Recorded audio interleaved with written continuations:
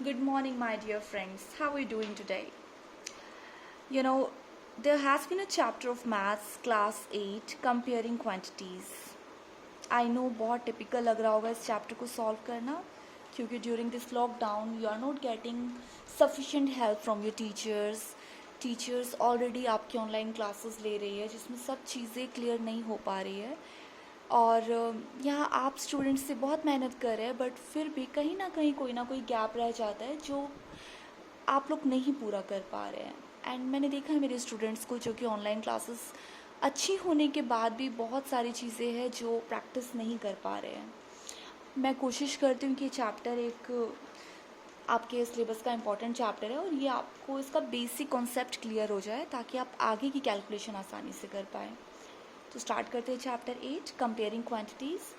इस चैप्टर से रिलेटेड कुछ बेसिक चीज़ें आपको पहले पता होनी चाहिए तभी हम इस चैप्टर को आगे स्टार्ट करेंगे।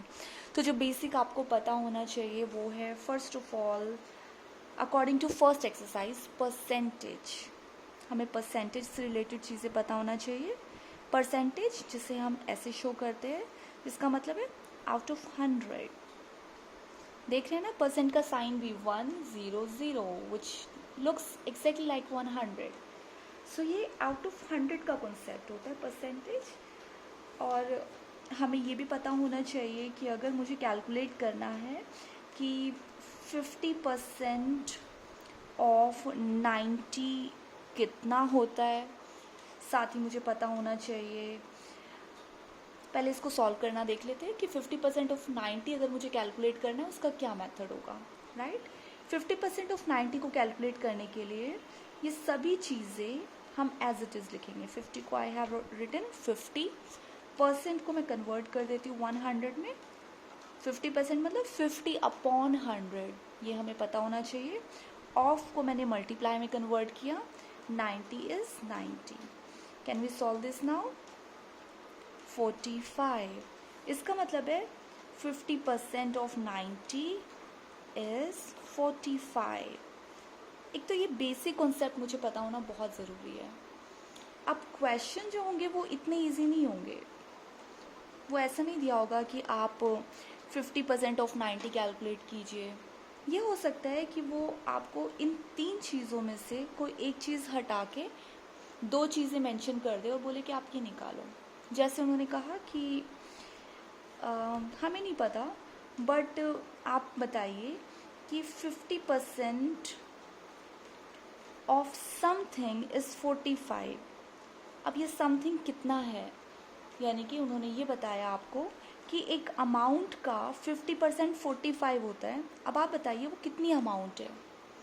तो ये वाली कैलकुलेशन हम कैसे करेंगे? ऐसी कैलकुलेशन में हमेशा आप अज्यूम कीजिए कि 50% of x is equal to 45।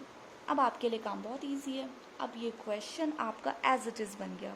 जैसे 50 divided by 100 of is to be converted into multiply, x will be as it is and then 45। आपको x की वैल्यू चाहिए, आप x को यहाँ रखिए।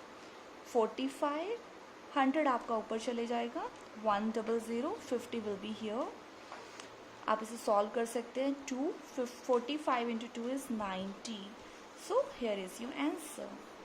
यानी कि 50% of 90 is 45। You got it?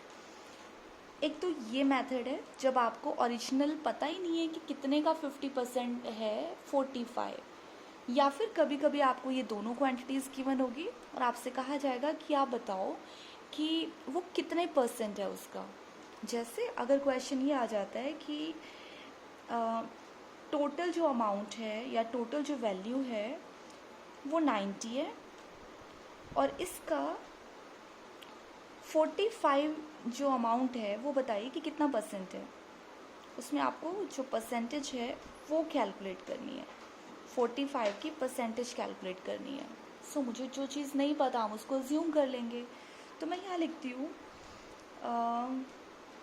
x% of 90 is equal to 45।